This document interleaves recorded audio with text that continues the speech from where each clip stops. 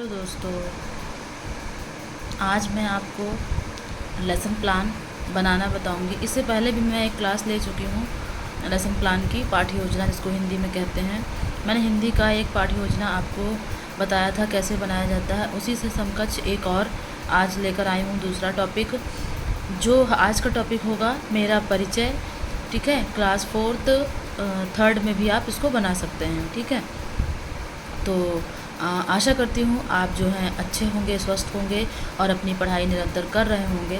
जैसा कि न्यूज़ में बताया जा रहा है इस समय कि यूपी टेट का डेट जो है वो घोषित हो गई है, कब होना है। तो आप लोग उसकी भी तैयारी करने लगे होंगे। और डीएलएड 3rd सेमेस्टर के भी एग्ज़ाम और 1st सेमेस्टर के भी एग्ज़ाम कहा जा रहा है कि अगस्त लास्ट या सितंबर स्टार्टिंग वीक में होगा, ठीक है।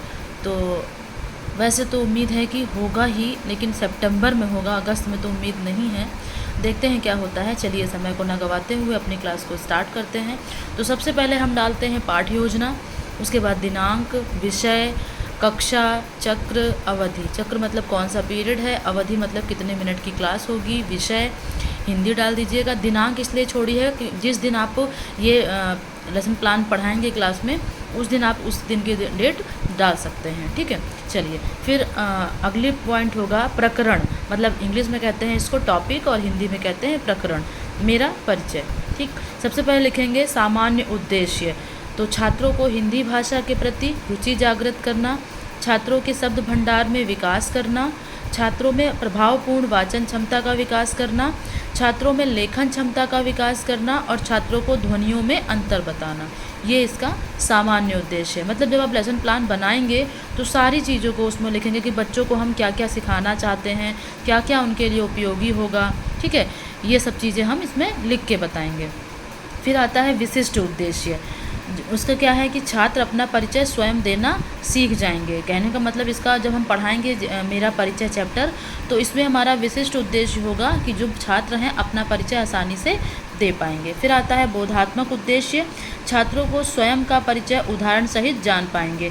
मतलब अगर आप उनको बताएंगे उदाहरण सहित के एक कि मैं अपना परिचय दे रही हूँ इस तरीके से, तो वो भी दे पाएंगे। फिर प्रयोगात्मक, छात्र परिचय को पढ़ेंगे व लिख सकेंगे, मतलब अपना परिचय बता भी पाएंगे मुंह से और लिख भी पाएंगे कॉपी में। फिर सहायक सामग्री चौक, डस्टर, श्यामपट्ट, फ्लैश कार्ड, चार्ट पेपर भी आप लिख सकते हैं, ठीक है। जो जो आप उसमें यूज़ कर रहे हैं वो लिख सकते हैं, ठीक।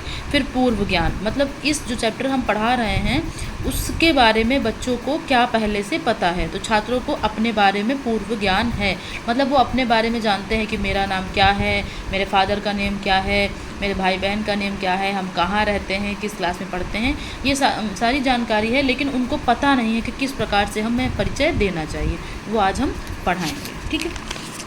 फिर अगला आता है प्रस्तावना प्रश्न। तो प्रस्तावना प्रश्न में पहले होता है 2 कॉलम बनाएंगे इसमें, शिक्षक क्रिया और छात्र क्रिया। आप इसमें शिक्षक छात्रा अध्यापिका लिख सकते हैं और शिक्षक, क्योंकि छात्रा अध्यापिका ही कहलाते हैं। जो डीएलएड करते हैं बच्चे उनको छात्रा अध्यापिका ही कहा जाता है, ठीक है। तो सबसे पहले क्वेश्चन पूछेंगे बच्चों से, आपका क्या नाम है।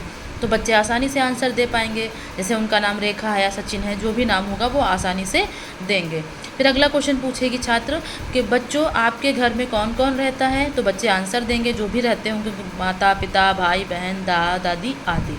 तो ये सारी जानकारी उन्हें पता है। फिर अगला प्रश्न पूछेंगे अपना परिचय दीजिए, तो वो नहीं बता पाते हैं। तो इसमें क्या होती है समस्यात्मक प्रश्न, इसके बारे में ही हमें पढ़ाना है। जो भी हम प्रस्तावना प्रश्न बनाते हैं ऐसा बनाते हैं कि जो लास्ट प्रश्न होता है वो हमारे टॉपिक से संबंधित होना चाहिए, ठीक है। फिर उद्देश्य कथन, बच्चों आज हम मेरा परिचय के बारे में पढ़ेंगे, ये हमारा आज का उद्देश्य है, ठीक है। फिर आता है कि हम कक्षा में जो पढ़ाने जा रहे थे उसको कैसे हम पढ़ाएंगे। तो प्रस्तुतिकरण डालेंगे पहले, फिर शिक्षण बिंदु, प्रशिक्षु क्रिया, छात्र अनुक्रिया और शिक्षण बिंदु, ठीक है। तो सबसे पहले शिक्षण बिंदु में क्या है, उदाहरण से स्पष्टीकरण, उदाहरण देंगे और बच्चों को समझाएंगे। मेरा नाम क्या है, मैं 3य कक्षा में पढ़ती हूँ, मैं राजकीय पाठशाला में पढ़ती हूँ, मैं सुबह जल्दी उठ जाती हूँ। ये सारे क्वेश्चन शिक्षिका ने बताए बच्चों को, बच्चे इसको ध्यानपूर्वक सुनते हैं और ये है क्या, प्रदर्शन विधि है, ठीक है। फिर छात्र इसको अपनी कॉपी पे लिखेंगे और अनुकरण विधि द्वारा इसको हमने पढ़ाया। फिर है क्रियाकलाप, क्रियाकलाप द्वारा। तो क्रियाकलाप क्या है? प्रशिक्षु छात्रों को एक बच्चों को बुलाकर समझाएगी। मतलब अगर हमने जो समझाया है उसको हम अगर क्रियाकलाप द्वारा मतलब क्रिया प्रैक्टिकल द्वारा समझाएंगे तो किसी बच्चे को हम बुलाएंगे और उसको हम ये सारी चीज़ें बोलेंगे और वो हमें आंसर देगा, तब बच्चों को आसानी से समझ में आएगा। फिर आता है बोधात्मक प्रश्न। अपने बारे में परिचय दें, मेरा नाम क्या है, पिताजी का नाम क्या है, माताजी का नाम क्या है, ये सारी चीज़ें हम बताएंगे उनको। फिर आता है श्यामपट्ट कार्य। तो श्यामपट्ट आप इस तरीके से बना सकते हैं, ठीक है। एक चार्ट पेपर का शीट आती है ब्लैक कलर की, आप उसको यूज़ कर सकते हैं। वाइट पेंसिल का यूज़ करके आप इस तरीके से लिख सकते हैं। सारी चीज़ें आपकी श्यामपट्ट के अनुसार ही होनी चाहिए, तभी आपका लेसन प्लान अच्छा लगेगा और बनेगा भी अच्छा, ठीक है। फिर आता है निर्देशन एवं निरीक्षण कार्य। जरूरी होता है क्योंकि आपने जब सारा पढ़ा दिया, बच्चों को ब्लैक बोर्ड पे लिखवा दिया, तब आपको पता होना चाहिए कि बच्चे कक्षा में सही से अपनी कॉपी पे लिखे हैं कि नहीं लिखे हैं। तो आप क्या करेंगे, प्रशिक्षु जो होंगी छात्रों को निर्देश देंगी कि सभी छात्र कार्य करें तब तक कक्षा निरीक्षण करेंगी। मतलब निर्देशन का मतलब यहाँ वो निर्देशन नहीं है, यहाँ सिंपल सा है कि बच्चों आप लोग अपनी कॉपी पर लिखें और वो अपने जो छात्राध्यापिका होंगी वो कक्षा में घूम घूम कर सभी बच्चों को देखेंगे कि हाँ वो अपनी पढ़ाई कर रहे हैं कि नहीं कर रहे, उन्होंने अपनी कॉपी पर लिखा है कि नहीं। फिर पुनरावृत्ति कार्य, मतलब ये क्या है, आप पुनः उन चीज़ों को बताते हैं जो आप पढ़ा चुके हैं पहले, ठीक है, वो चीज़ें होती हैं। फिर आता है हमारा, आशा करती हूँ आपको अच्छा लगा हो, पढ़ाया मेरा हुआ, समझ में भी आया होगा लेसन प्लान। तो प्लीज़ मेरे चैनल को सब्सक्राइब कर लीजिए, एक लाइक कर दीजिए और इस वीडियो को अपने दोस्तों में, रिलेटिव में शेयर कर दीजिए। बहुत सारे बच्चे आपके जानकारी में DLED कर रहे होंगे जिनको इसकी बहुत ही आवश्यकता होगी, तो आप उसको दे सकते हैं।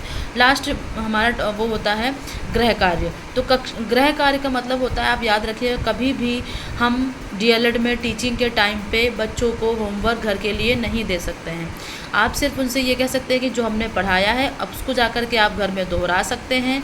अपने भाई बहनों, माता पिता में वो आप बता सकते हैं कि हमने क्या पढ़ा, आप उनसे पूछ सकते हैं।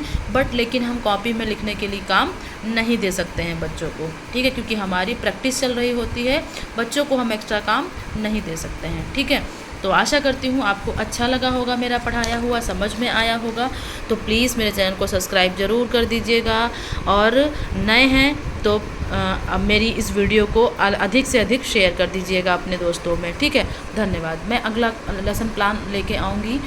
अगर आपको लगता है कि मेरा पढ़ाया हुआ अच्छा है तो आप मुझे कमेंट करके बता सकते हैं कि अगला लेसन प्लान आपको कौन सा चाहिए, तो मैं वही लेसन प्लान लेके आऊँगी, ठीक है। चलिए, अपनी पढ़ाई को अच्छे से करिए। धन्यवाद।